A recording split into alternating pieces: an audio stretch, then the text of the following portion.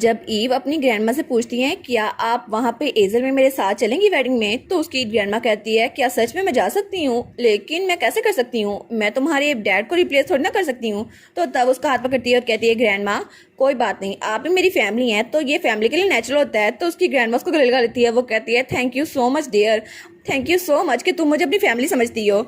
और उसके बाद हमें रात का सीन दिखा रहता है और जैसे ही रात हुई थी नोएल उनको लेने के लिए आ गया था, लेकिन असल मसला कुछ और था। तो ग्रैंडमा कहती है नोएल मैं तुम्हें नोएल कहूँ या ग्रैंडसन इन लॉ। तो वो कहता है चाहे जो कुछ मर्जी कह दें मुझे ग्रैंडमा। तो तब उनके दरमियान तो लड़ाई बिल्कुल खत्म हो गई थी जो ह्यूमन रेलम और ड्रैगन वर्ल्ड के दरमियान थी। तो जियोन कहता है क्या मैं थोड़ी देर और नहीं यहाँ पे रुक सकता। तो हमारी रेचल कहती है क्या तुम रुकना चाहते हो।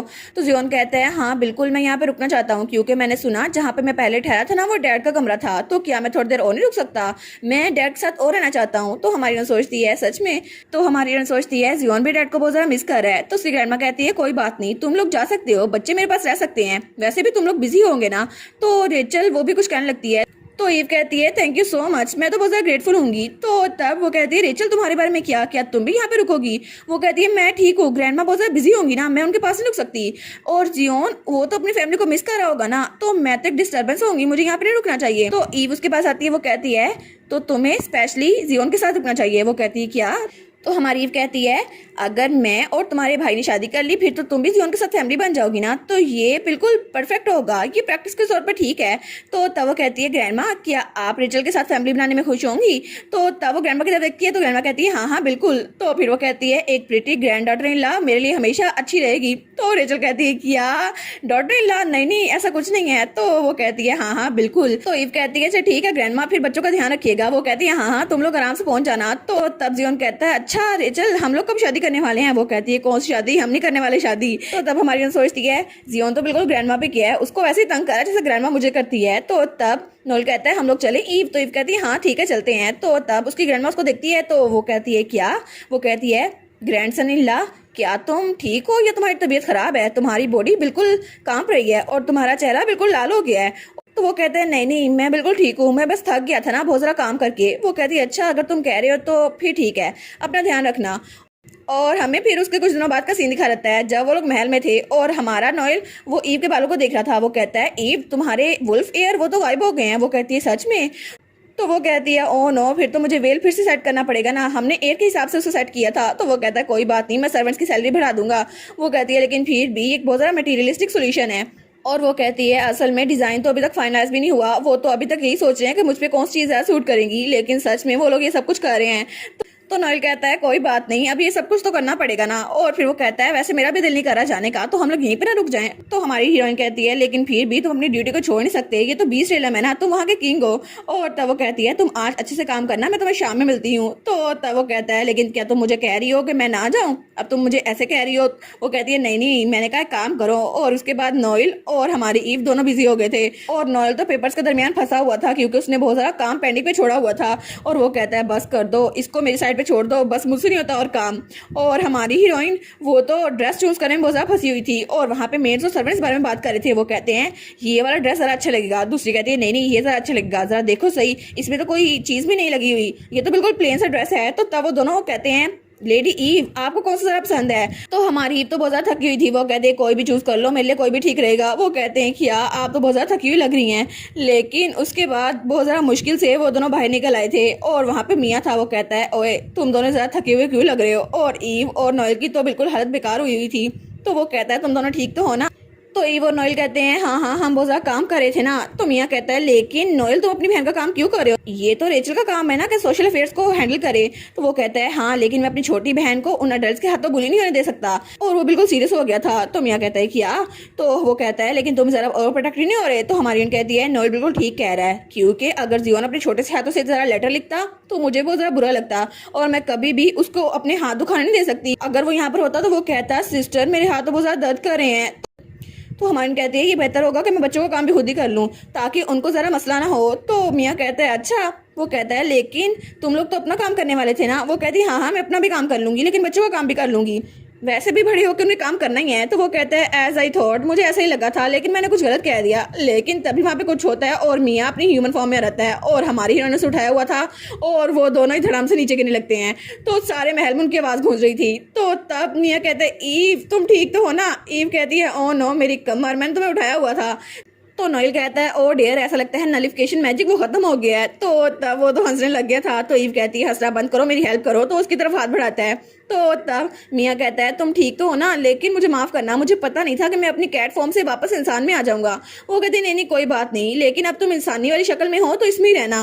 वो कहता है लेकिन अगर मैं इंसानी शक्ल में रहा तो तुम मुझे यहाँ से भेज दोगी है ना, लेकिन मैं तो यहाँ पे और देर रहना चाहता हूँ। वो कहती है क्या?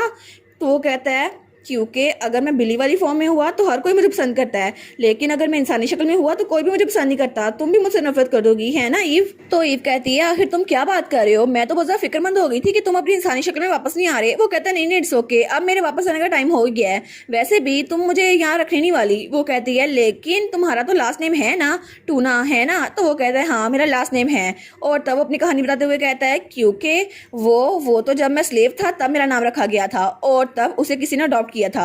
और वो औरत कहती है जाओ जल्दी जाके नहा लो, और तुम तो मेरी असल फैमिली हो भी नहीं।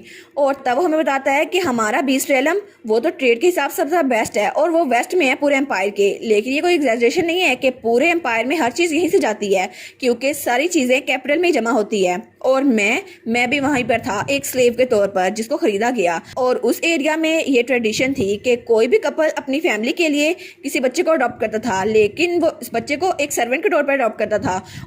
और ये तो वहाँ पे रूल था कि कोई भी 2 से 3 बच्चों को अडॉप्ट कर सकता था, और अगर पहला बच्चा बेकार हो गया तो उसे बाहर निकाल दिया जाता था या उसे जान से मार दिया जाता था। और मुझे भी अडॉप्ट किया गया। और तब उसकी अडॉप्टेड मदर वहाँ पे बैठी थी। वो कहती है तुम्हें एक सूटेबल नाम देना होगा, तो आज तुम्हारा नाम है मियाँ टूना। तो मियाँ कहता है जी मॉम, और वो था सेकंड अडॉप्टेड चाइल्ड। और वो सोचता है इस वक्त मैं यही चाहता था कि मेरी फैमिली मुझे पसंद करे, लेकिन उसकी मॉम उसकी तरफ देखती है और कहती है अनबियरेबल, तुम इंसानी शक्ल में मुझे बिल्कुल भी पसंद नहीं हो, ये घास खाओ और जल्दी से बिल्ली बन जाओ।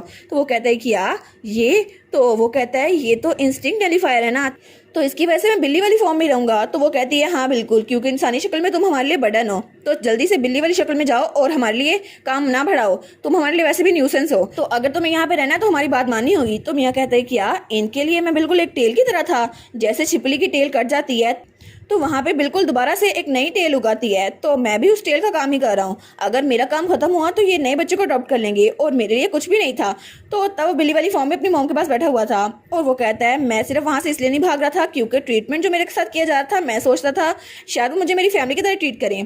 तो उसकी मॉम कहती है तुम तो चीज़ें नेचुरली हैंडल करते हो और तुम तो क्वाइट यूजफुल हो। तो वो कहता है अच्छा, और तब वो स्माइल करता है। वो कहता है मैं मदर की स्माइल देखना चाहता था, इसलिए मैं चाहता था वो मेरी तरफ स्माइल करे, लेकिन मैं बर्थ से बिल्कुल अकेला था, इसलिए मैं एक नॉर्मल फैमिली चाहता था। और तब वो काम से बाहर आया हुआ था। वो सोचता है ये ट्रांजैक्शन तो यहीं पर नहीं थी ना मर्चेंट ग्रुप के साथ, लेकिन तभी वहां से उसे किसी के लड़ने की आवाज आती है। वो कहता है क्या यहाँ पे कोई लड़ है, और कुछ लोग एक बच्चे को तंग कर रहे थे। तो वो कहता है क्या, और तभी वहां पर एक आदमी भागता हुआ आता है। वो कहता है तुम लोग की हिम्मत कैसे हुई मेरे बेटे को तंग करने की। तो मियाँ वो कहता है क्या, और वो आदमी उस बच्चे के सामने आता है। वो कहता है तुम लोग मेरे बेटे को मार नहीं सकते। तो मियाँ सोचता है ये तो बहुत ज्यादा अनोइंग लग रहा है, लेकिन क्या ये सच में इसका फादर ही है, ये इसकी फैमिली है। और तब वो वहां चला गया था और तब वहां से गार्ड्स को ले आया था, लेकिन जब वो वापस आया था तो उस आदमी के हाथ में चोट लगी थी और मियाँ उसके हाथ में मरहम पट्टी कर रहा था। वो सोचता है मैं गार्ड्स को ले तो आया था, लेकिन फिर भी इसे चोट लग गई थी। तो मियाँ कहता है आपको उसकी जान बचाने की जरूरत नहीं थी, वो तो आपका बेटा है भी नहीं ना, तो आपने उसकी जान क्यों बचाई। तो वो कहता है क्या मतलब मेरा बेटा नहीं है, चाहे कि मेरा बायोलॉजिकल बेटा नहीं है, लेकिन फिर भी हम फैमिली है और फैमिली ऐसी करती है, एक दूसरे की हेल्प करती है, और चाहे हम ब्लड से रिलेटेड ना हो, ये मेरी फैमिली है। तो मियाँ सोचता है क्या सच में एक फैमिली ऐसी काम करती है। वो कहता है हाँ बिल्कुल, अगर उसे चोट लगती है तो मैं बहुत ज़्यादा दुखी होता, इसलिए मैंने सोचा मुझे चोट लग जाए तो ज़रा बेहतर होगा, और तुम्हारे पेरेंट्स भी तो बिल्कुल सेम होंगे ना। तो मियाँ सोचता है मेरे पेरेंट्स, और वो सोचता है मेरे पेरेंट्स तो बिल्कुल भी सेम नहीं है, उन्होंने तो मुझे अडॉप्ट किया ताकि वो मुझसे काम ले सके, लेकिन मैं तो फैमिली की वीकनेस बन सकता था। और इसी के साथ ये वाला पार्ट यहीं पर ख़त्म। तो आप लोग बताइएगा आप लोग को ये पार्ट कैसा लगा, और वीडियो को लाइक और चैनल को सब्सक्राइब लाजमी कीजिएगा। बाकी वीडियोस का लिंक भी स्क्रीन पर नज़र आ रहा होगा, तो काइंडली उनको भी चेकआउट कर ले। और thank you so much for watching my videos. Stay safe, bye bye.